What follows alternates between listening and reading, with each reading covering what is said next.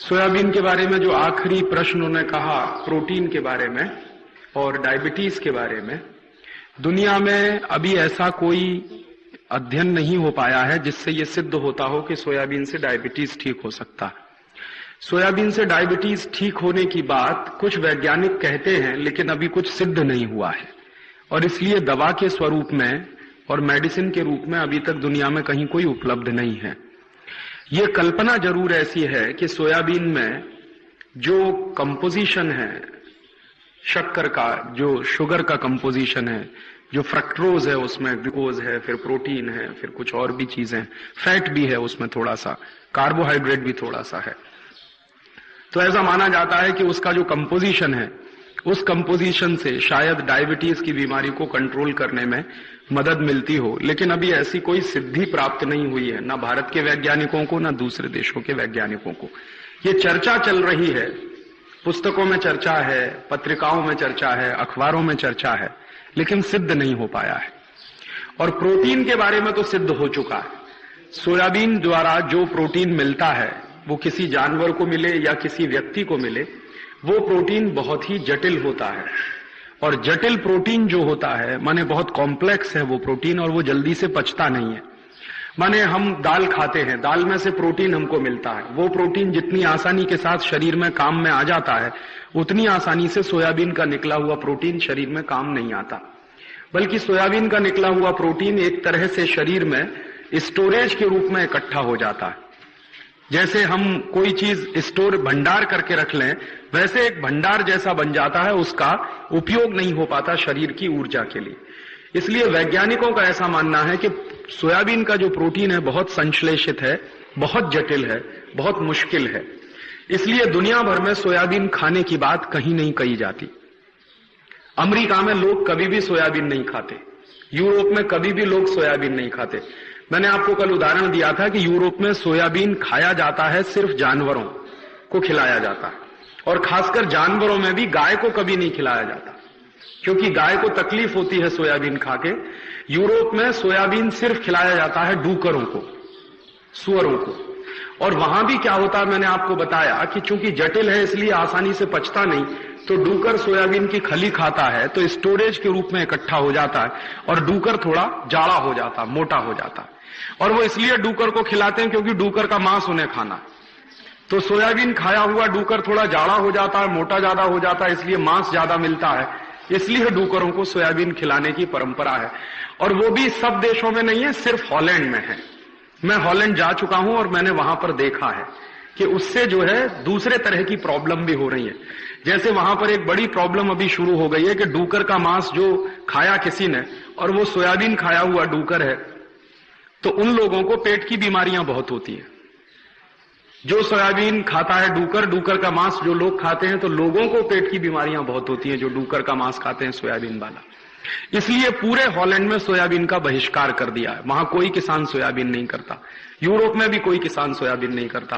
भारत में हॉलैंड की एक कंपनी आई थी, उस कंपनी का नाम है सीजवॉन वीवी।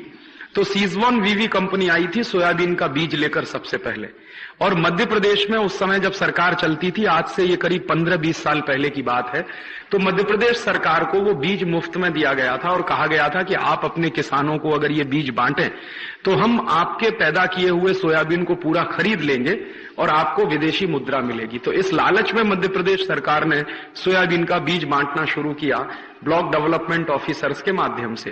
पहले मध्य प्रदेश में फैला सोयाबीन, अभी फैलते फैलते महाराष्ट्र में आ गया, थोड़ा गुजरात में भी चला गया, उत्तर प्रदेश में भी चला गया है। लेकिन अब करते करते खेती इस नतीजे पर पहुंचे हैं कि कुछ उसमें से फल नहीं निकलता। एक बात जो आपने कही कि सोयाबीन की खेती के बाद कपास की फसल बहुत अच्छी होती है, तो ये बात तो किसी दूसरी फसल पे भी सच है। आप कोई भी दलहन की खेती करें, कोई भी दाल करें, तुअर की करें, उड़द की करें, मूंग की करें, उसके बाद कपास लगाएंगे, हमेशा अच्छा होगा। कपास की फसल का अच्छे होने का एक छोटा सा सिद्धांत है कि जिस खेत में प्रोटीन ज्यादा देने वाली कोई भी अनाज पैदा की गई हो, अनाज की फसल ली गई हो, उसमें उसके बाद कपास लगाएंगे, हमेशा अच्छा होगा। और इसी तरह से एक और दूसरी छोटी सी बात है कि तुअर की दाल लगा दीजिए किसी खेत में, उसके बाद गेहूं लगाइए, गेहूं हमेशा उसमें अच्छा होगा। तो जो भी दाल है, दाल की फसल लेने के बाद अगर आप गेहूं लेंगे उसमें तो बहुत अच्छा होगा। और ऐसे ही कपास की फसल अच्छी लेनी है तो पहले उस खेत में अगर दाल लगा देंगे आप, तो दाल के बाद कपास लगाएंगे तो हमेशा, कोई भी दाल लगाइए, मूंग की लगा दीजिए, उड़द की लगा दीजिए, तुअर की लगा दीजिए, किसी भी किस्म की दाल लगा दीजिए जिसमें प्रोटीन की मात्रा ज्यादा होती हो, तो हमेशा कपास की फसल अच्छी होगी। सिर्फ सोयाबीन से कपास की फसल अच्छी होती है, इससे भी ज्यादा सच ये है कि किसी भी तरह की दाल की फसल आप लगाएं तो उसके बाद कपास की फसल निश्चित रूप से बहुत अच्छी होती है।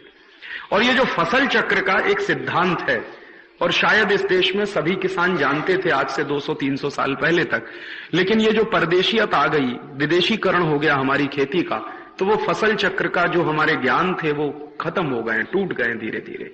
तो गांव के जो बुजुर्ग हैं, जो पुराने लोग हैं, ये ज्ञान किसी किताब में नहीं मिलेगा। जो गांव के पुराने बुजुर्ग हैं जिन्होंने पुरानी खेती की है, उनसे मिलेगा कि आप क्या करते थे अपने जमाने में, क्योंकि किताबें इस पर ज्यादा लिखी हुई नहीं है, ज्यादा इस पर प्रकाशित साहित्य नहीं है। जो साइंटिस्ट लिखते हैं, जो किताबें बनाते हैं, वो भी एजम्पशंस के आधार पर हैं, अनुमानों के आधार पर है। तो उसका ज्यादा वैज्ञानिक और तथ्यपूर्ण जानकारी सीधे गांव में ही मिल सकती है। तो मेरा एक छोटा सा निवेदन है, अगर आप लोग कर सकें, इसी में मुझे याद आ गया कि हर गांव में इस तरह की फसल की जो व्यवस्था होती रही पिछले कई वर्षों से, उसके बारे में कुछ लिखित काम शुरू कर दिया जाए। जैसे मुझे दिगरस गांव में, दिगरस गांव में 10 तरह की फसलें होती हैं या 50 तरह की फसलें होती हैं। तो पिछले 50 साल में इनमें क्या बदलाव आया है?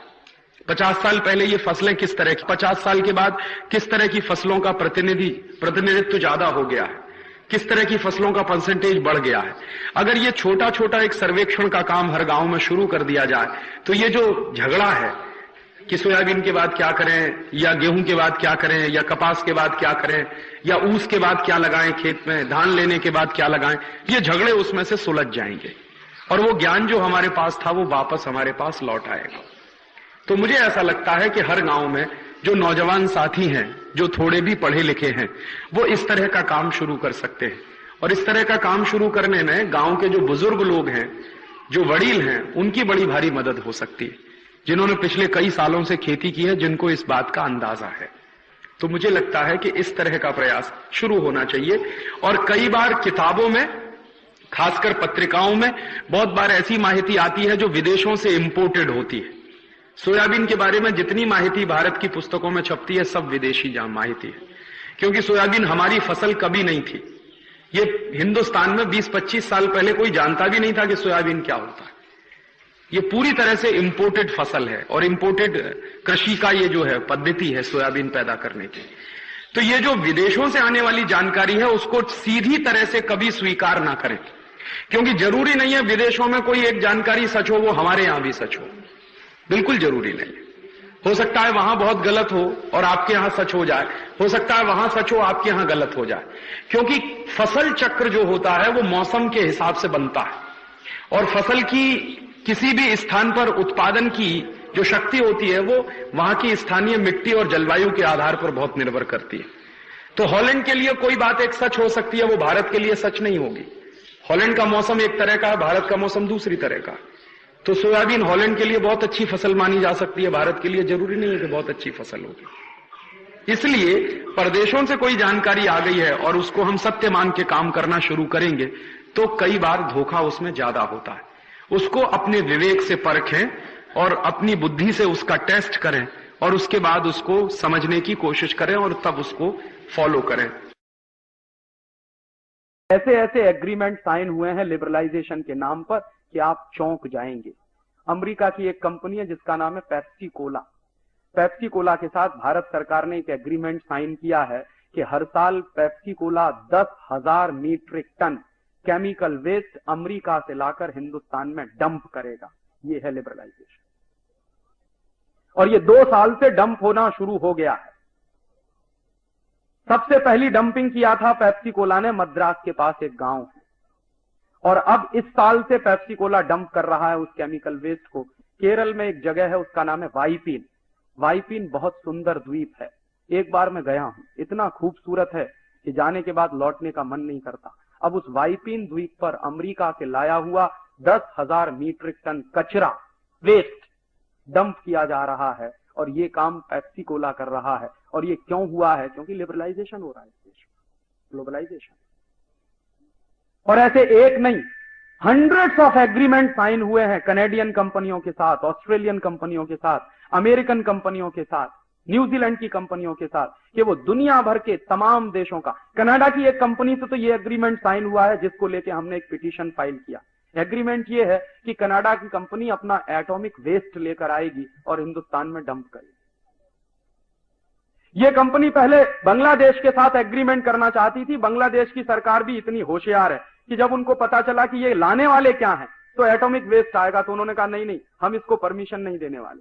जो एग्रीमेंट बांग्लादेश की सरकार ने नहीं किया, वो एग्रीमेंट हमारी सरकार ने किया कनाडियन कंपनी के साथ। और ऐसे 100 से ज्यादा एग्रीमेंट साइन हुए हैं जिसमें हर साल इस देश में हजारों मीट्रिक टन कचरा आएगा उनके देश का, और इस देश में डंप किया जाएगा।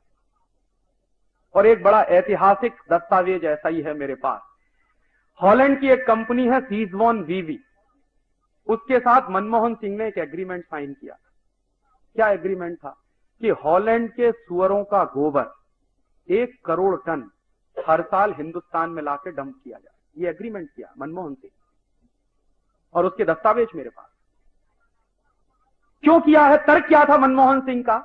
तर्क यह था कि हॉलैंड के सुअरों का जो गोबर है वो क्वालिटी में बहुत अच्छा है। क्यों अच्छा है क्वालिटी में?